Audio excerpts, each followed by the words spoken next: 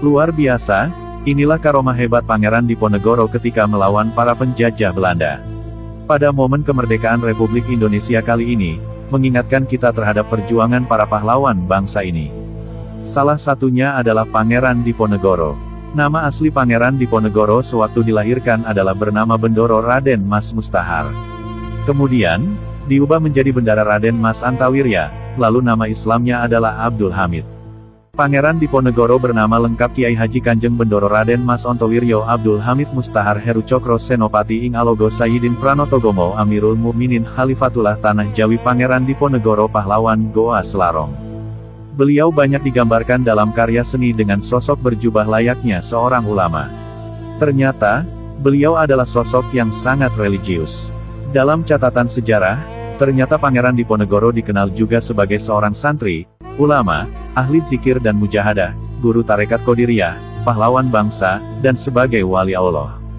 Dalam jejak pendidikan agamanya, Pangeran Diponegoro banyak berguru kepada ulama-ulama Nusantara yang alim alamah.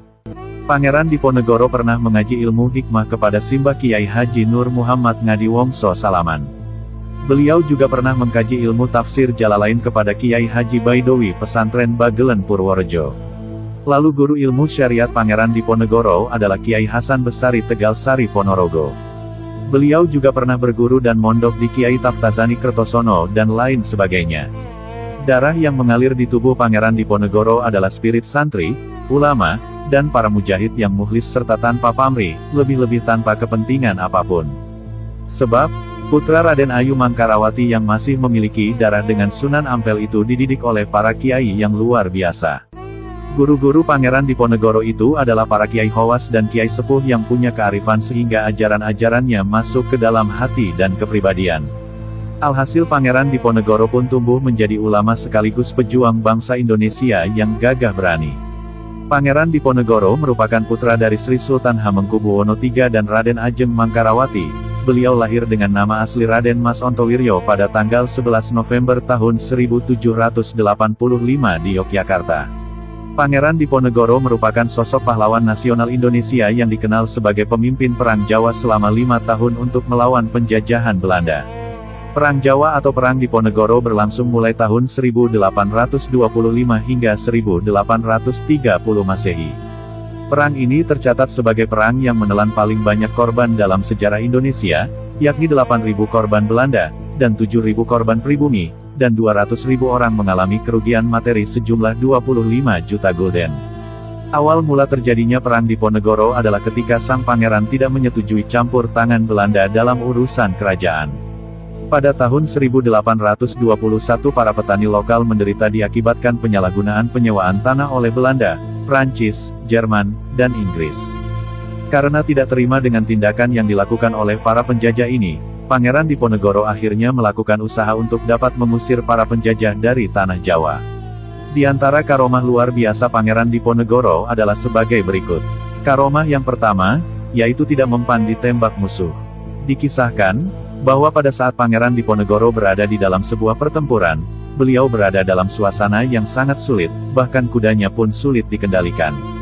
Pada saat Pangeran Diponegoro bersama Sentot Prawirodirjo dalam sebuah pertempuran, Pangeran Diponegoro berkata, "Hai Sentot, janganlah ragu-ragu walaupun pertempuran berkecamuk hebat." Pada saat berkata seperti itu, tiba-tiba sebuah peluru menghujam dada Pangeran Diponegoro hingga ia agak terjengkang.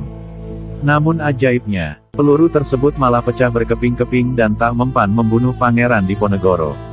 Selain itu, dalam babat Diponegoro, Pangeran Diponegoro tidak pernah mengatakan bahwa beliau sakti ataupun kebal. Akan tetapi beliau selalu mengatakan bahwa itu semua adalah kehendak Allah, dan kehendak Allah itu datang karena beliau selalu berserah diri kepada Allah dan ikhlas melakukan hanya kepada Sang Pencipta. Saking kebalnya, bahkan Jenderal Belanda pun mengungkapkan secara gamblang bahwa Pangeran Diponegoro adalah manusia yang terbuat dari besi. Karomah yang kedua, yaitu keajaiban sholawat Nabi. Pada Jumat Pahing malam Sabtu Pon tanggal 29 September tahun 1829, satu episode Perang Jawa, di mana terjadi peperangan yang sempat membuat pasukan Pangeran Diponegoro terpukul mundur dan terdesak. Secara matematis, tidak ada celah yang akan mampu mengeluarkannya dari keadaan tersebut.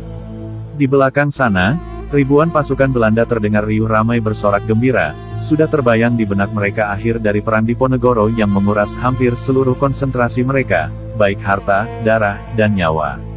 Di saat tidak ada pilihan lain selain melawan dan mati atau melawan dan tertangkap, Pangeran Diponegoro lalu melantunkan bait sholawat burdah dengan segala kepasrahan yang total. Beruntungnya, Allah Subhanahu wa Ta'ala pun menjawab doa sholawat burdah yang dilantunkan Pangeran Diponegoro. Pangeran Diponegoro membedal kudanya diikuti oleh pasukannya yang percaya dan taat kepada beliau. Mereka lalu terjun ke dalam rawa-rawa yang dalamnya tidak terukur. Namun atas izin Allah, bukan terperosok ataupun tenggelam, tapi kuda yang beliau tunggangi bersama pasukannya mampu berlari tegap di atas rawa bening, lalu melintasi rawa bening hingga Tuntang sejauh 8 km dengan selamat. Sedangkan tentara Belanda yang mengikuti beliau, malah akhirnya terperosok tenggelam ke dalam rawa yang dalam.